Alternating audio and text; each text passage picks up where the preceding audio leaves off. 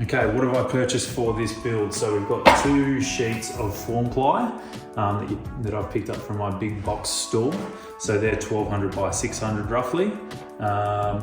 Then we've got from Timbecon, I've purchased a couple of things. I've got the Incra miter slider SE. So this is just your miter bar that's going to go underneath the table saw sled. I like this because it's not going to, in this environment that I'm in, from winter to summer, there's a little bit of a difference and a bit of moisture in the air. So didn't want to use any wood for my sliders. So I got this one and then it'll just stay square and straight. You can adjust as well for your miter gauge, which is really good with these ones, just an Allen key, and I'll show you that a bit later. We've got our 2 Matsu precision squares that I got from Timbecon as well. I wanted a set of engineer squares such as this, just so I'm bang on. So you'll see me using these as well. I'm going to be using some dovetail clamps for this particular jig, just as hold down clamps. I really like the match fit system. I already had these for some other things that I've been doing. I've got a joining jig as well where I've used this system too, but it's a good idea to have your relief bit and then also your dovetail bit for your match fit system. So I highly recommend getting those. I also got a little angle cube, just making sure that the blade of my table saw I know is 100% accurate. So we got all that from Timbecon. So roughly what we want to do, so I can visually see it, so I'll slide my table saw fence over to about where the blade is going to be, leaving a slight bit of room where later it will be cut off. But so essentially this piece is 1200 wide. So the design of this is going to kind of be, we'll keep all of this part here, and then this part I'll chop back on a slight bit of an angle, so then I can keep some longer walls running here. I'll have the fence sitting about 600 mil high, and that will be running 1200 wide, the actual fence. So it'll be quite a large table saw sled, but one that should get a fair bit of use by me.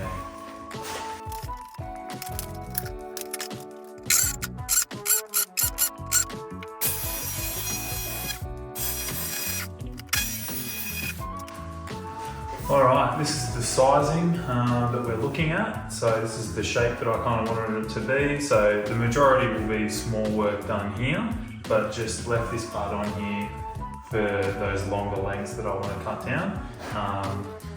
So yeah, I'll obviously clean up these edges because they're rough as guts at the moment. We'll give that a nice round over, the whole thing a round over, and then we're good to go.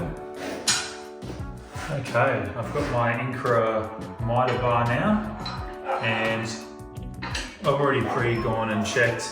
There is absolutely no wiggle in that now. You just need to adjust these little insets here with an Allen key that is all provided, and then you can sync that up to your miter slot. So that's all beautiful and smooth and gliding well. So what I need to do in order to get this to stick to our table saw sled is raise it up off the bottom. So a couple of 10-cent pieces if you're Australian. Slide them in like that. And in order to get those 10-cent pieces, you need to scavenge your 3-year-old daughter's money jar. Alright, slot these in over the top. And what this does is just raise this miter bar ever so slightly above the table saw there. Okay, and because I don't have any double-sided tape right now, which is very frustrating, I'll just get out the good old tuck tape and see if I can get a little bit creative with getting these stuck on here and then putting my table saw sled on top. See how we go.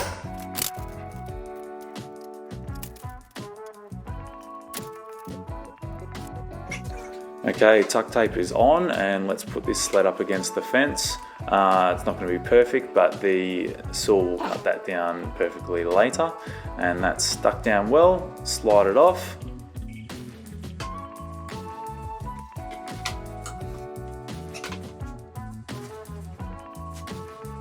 The way these infra-miter bars work, it's much easier to fix it from the front. So they've just got inset screw holes in there already. So rather than your traditional screw them in at the back with a wooden runner, this was pretty easy anyway. So we're not making this sled for it to be pretty. This is what works.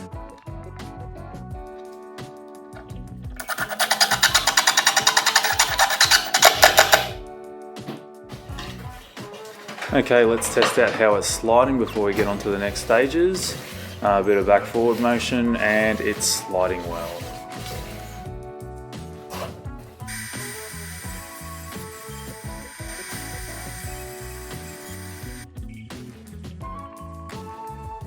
Alright, now we're getting to one of the most important parts of the build, and that is the Crosscut Sled fence.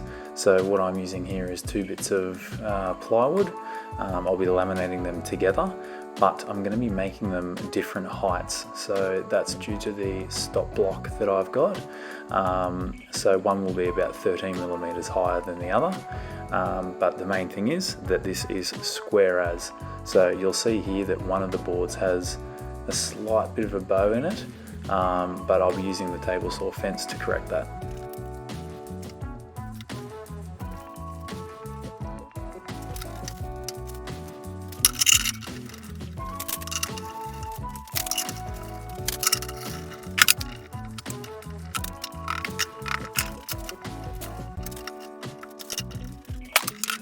Very shortly you'll notice a big mistake of mine when I remove this sheet of baking paper. There is rust everywhere along the fence there. So make sure when you do that you've got sufficient protection.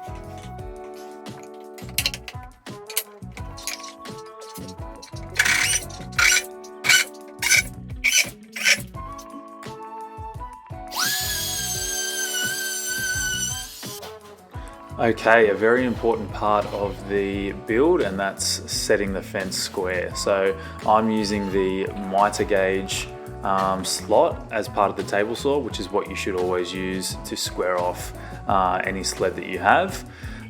So using my Matsu precision square here just to get it as dialed in as I can, and then using clamps, and I'll screw it from underneath.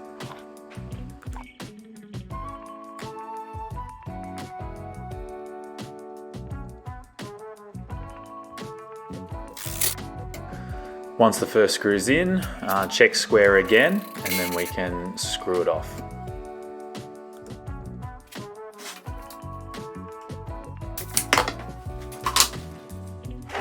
Okay, marking out for the hold down clamps now. So a good idea is to obtain the relief bit, so that's what I'm doing just now, before you actually use your dovetail bit to finish off.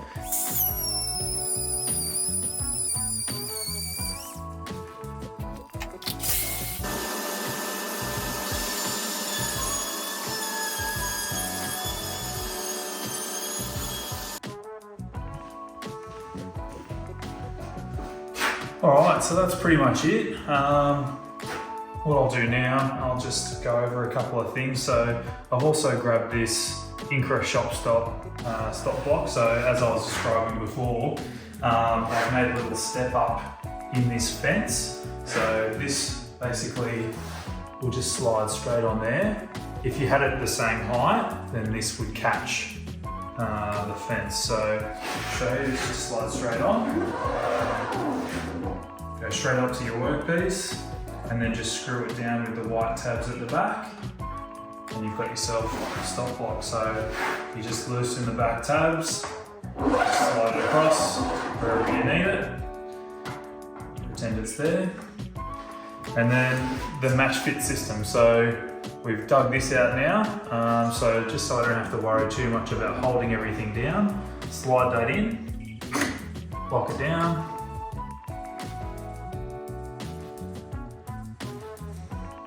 Now that's going nowhere. I'm going to put another one here eventually, just so then I can literally just push the fence. I haven't done that just yet, just because I need to get some things done. But what that also allows you to do is cut things on an angle. So you could do whatever tapering you like, whatever angles you like with that. So that's just another flexible thing about this crosscut sled. The last thing that I wanted to address was to show you the capacity of this crosscut sled. So the traditional ones have your back or front fence, whatever you want to call it, here. And so what that restricts you to do is obviously this match fit system, but also look at the depth that I can get here. So I can go all the way back here and still go in and safely make my cut. So I could pretty much cross cut something that's about 45-50 centimeters at least. Sorry, I don't know what that conversion is to inches. But yeah, quite a deep capacity there, and that's without any kind of in-feed table. If you were to do that, it extends it even further. So for me, this will come in handy. I do a lot of console tables that are quite wide, so this is really good for that. Here's a couple of clips of me using the sled with some deep and wider pieces. It's a really quick sled to put together and one that I will get a lot of use in my shop. Accuracy and efficiency is so important, which is why I highly recommend these accessories for your sled. Cheers for tuning in, guys, and I'll see you on the next one.